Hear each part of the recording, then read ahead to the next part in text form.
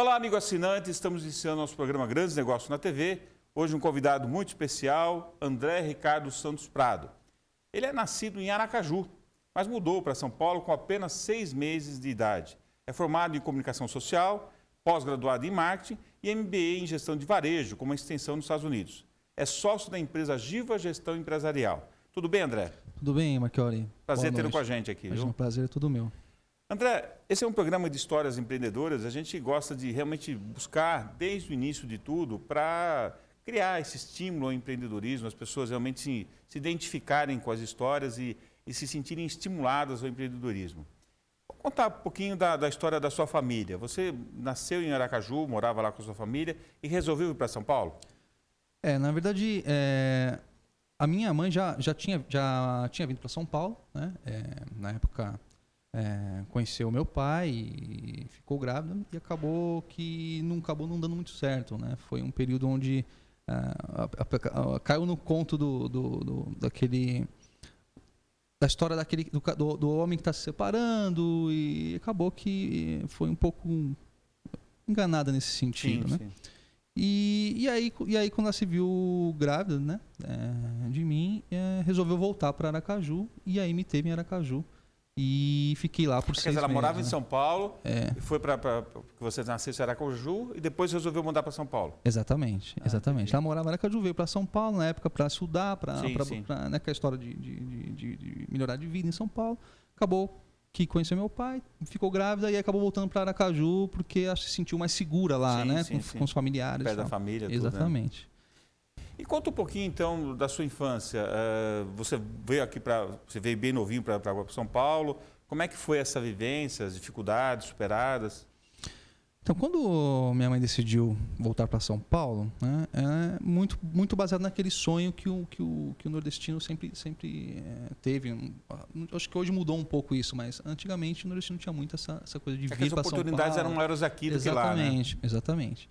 E veio nessa condição. Quando chegou, a gente praticamente não tinha uma situação financeira muito boa, né? E então minha mãe veio, ficou hospedada com a minha tia aqui, né? Com a mãe dela na época, que não foi quem criou ela, né? Ela tinha saído de lá do Nordeste. Minha mãe tinha sido criada pela avó dela num sítio no interior de Aracaju, então era uma linha bem diferente, né? Entre o que ela conhecia, o que ela vivia, do que era aqui em São Paulo. E aí foi aquela luta, né? De trabalhar, de buscar emprego, estudar, terminar os estudos, e com um filho pequeno, morando de favor. Então sempre foi uma luta muito grande. Uma infância bem difícil, né? Assim, a gente nunca passou por nenhuma dificuldade, no sentido de nunca passou fome, nunca teve nada nesse sentido. Mas as coisas sempre foram muito controladas, né? Sim. Muito bem reguladas nesse sentido, para que a gente pudesse ter uma condição minimamente tranquila, né? Entendi. E aí chegou o momento de você começar a trabalhar, ter as primeiras experiências profissionais. Como é que foi isso no mercado de trabalho? Bom, eu comecei a trabalhar cedo, né? Já fazia algumas coisas, procurava sempre fazer. Eu lembro que com 10 anos eu cheguei 12 anos mais ou menos, 10 anos muito cedo, mas 12 anos cheguei a entregar flores no final de semana, num mercado que tinha ali na Zona Norte de São Paulo, na Vila Maria, tinha um Jumbo Eletro ainda na época. Fazia isso de final de semana, mas durou muito pouco isso. Mas sempre busquei ter essa questão de buscar o seu próprio rendimento, né? Eu comecei a trabalhar com 14, 15 anos numa corretora de seguros como office boy, né? Esse foi meu emprego oficial, meu primeiro registro. E eu lembro que foi muito engraçado porque nessa época eu estava procurando emprego, né? E eu não tinha experiência, né? Não sei as coisas assim, mas eu não tinha experiência. E quando eu fui procurar esse emprego, fazendo a entrevista, a moça falou: olha, você tem experiência em alguma coisa? Você já trabalhou em algum lugar? Você tem experiência como office boy? Eu falei: eu não tenho. E já tinha feito algumas outras entrevistas, já estava um pouco chateado, porque não conseguia, né? E eu lembro que eu, na hora do desabafo, falei: isso aqui não vai dar em nada, né? Eu falei: olha, sempre que eu vou fazer uma entrevista, alguém me pergunta se eu tenho experiência. Eu falei: eu não tenho experiência. Eu quero ter experiência. Exatamente. Eu não vou conseguir ter experiência se alguém não me dá a oportunidade de ter experiência, né? Ela olhou meio desconfiada, falou: esse moleque, né? Pô, tá bom, eu te dou uma resposta qualquer coisa eu te ligo. Né? Fui embora. Eu falei, não vai dar em nada isso aqui, né? Mais um, né? E assim, fiquei muito feliz que depois eu tive um retorno de que, olha, nós vamos dar essa experiência para você. E foi aí que eu comecei a trabalhar. Sabe que essa história é bacana? Porque é isso, às vezes, o não, as pessoas aceitam muito fácil o não. Mas verdade. Não é que o não, assim, não é que você tem que contestar, brigar, não é isso. Mas é ser um pouquinho, por que não, né? Eu quero, né? Exatamente. Eu acho que a gente não pode simplesmente ser passivo no não e aceitar tranquilamente. Tem que buscar, insistir, né? Tem que ir atrás do sonho. Né? Exatamente. Senão fica uma coisa muito, né? Passada. Mas me fala o seguinte, aí você começou a ter as primeiras experiências, começar a rotina de trabalho, essas coisas, e você teve esse contato com o mundo corporativo. O que te encantou, o que te chateou, como é que foi essa sua primeira visão, né? Tudo isso. Então, eu comecei a trabalhar cedo, né? Como eu disse, com 14, 15 anos, e sempre trabalhei muito, eu sempre fui muito inquieto, né? Sempre fui muito inquieto em todos os lugares que eu passei. Sempre queria buscar muito conhecimento e assim, é um pouco do meu perfil, né? Uhum. E eu tenho, para você ter ideia, eu já tenho uma carteira de trabalho inteira preenchida e já tenho uma segunda carteira de trabalho que foi onde eu preenchi o meu último emprego formal, né? Então eu passei por várias empresas e nesse meio tempo eu aprendi muitas coisas, assim. O mundo corporativo me encantava muito no sentido de que eu via no dia a dia, né, das corporações o glamour de você estar num comando, né, de algumas operações, as reuniões entre os diretores, as reuniões estratégicas, né, e o quanto era importante a conquista daqueles resultados. Então isso me chamava muita atenção. Eu olhava aquilo, eu queria fazer parte daquilo.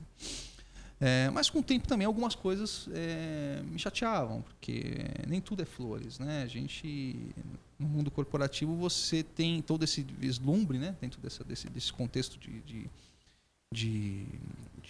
poder e meritocracia, mas também tem muita questão da política, dos favorecimentos, às vezes que muito se prega da meritocracia, mas nem sempre essa meritocracia ela é cumprida, né?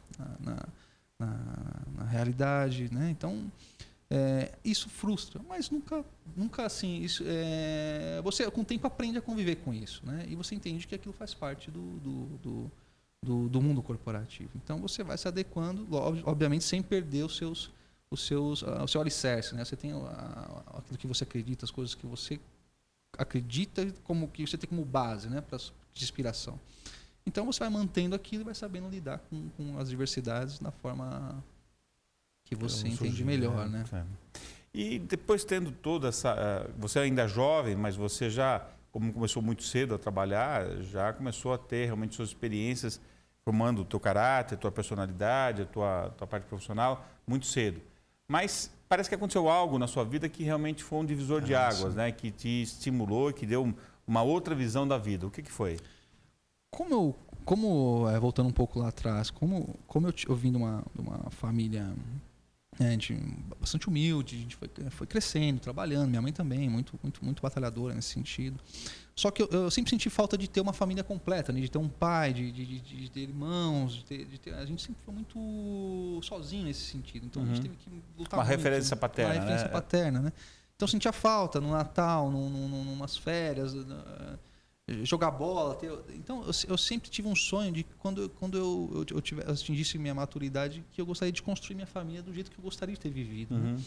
E minha vida mudou muito quando eu tive meu filho, né? Eu já morava aqui em Guarulhos, já tinha mudado para cá, estava com 28 anos na época, e foi quando meu filho nasceu. Bacana. Esse foi um momento que tudo mudou, né, para mim. Bateu a responsabilidade, ao mesmo tempo uma realização de um sonho, e ali você tem uma pessoa que depende em todos os quesitos de você. Então você tem que ser o exemplo ali, né? E ali era a materialização de um sonho que eu sempre tive. Né? Foi o momento que tudo mudou. Quer dizer, você já tinha assim uma independência, grande, né? Logo cedo.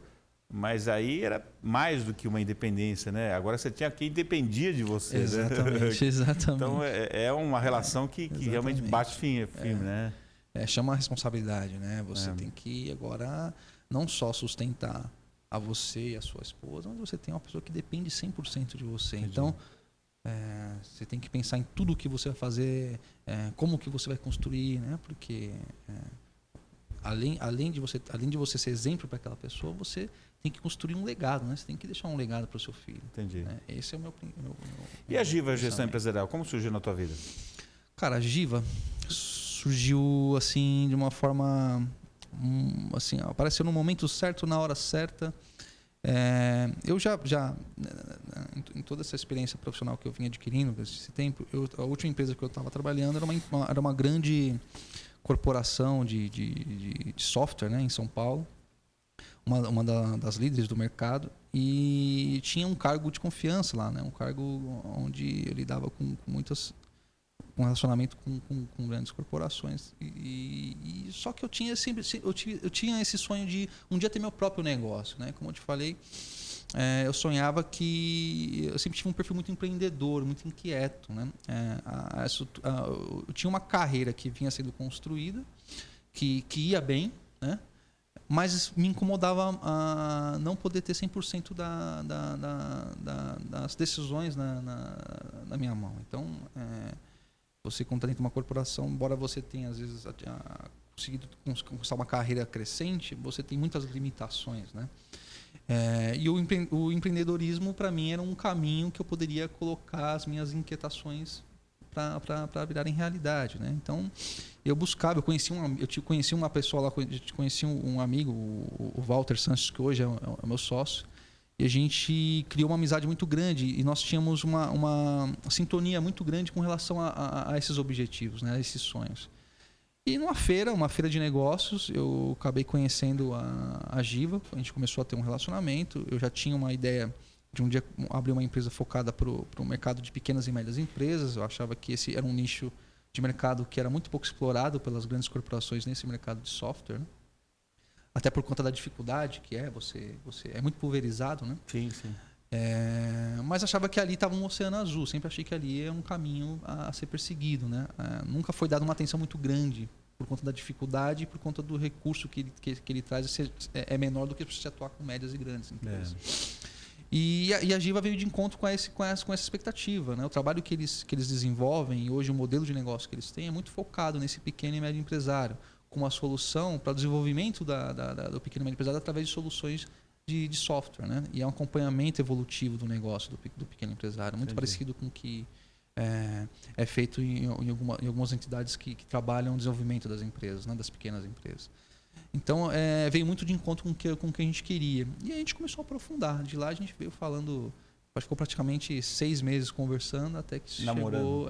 Até que se chegou uma... Muito bom, André. A gente tem um pequeno intervalo agora. A gente vai ficar com você no segundo bloco, contando um pouquinho mais da história dele, mais um pouco da Giva, essa empresa que criou uma unidade dela aqui em Guarulhos. E tenho certeza que você vai gostar do segundo bloco. Espero você lá. Até mais.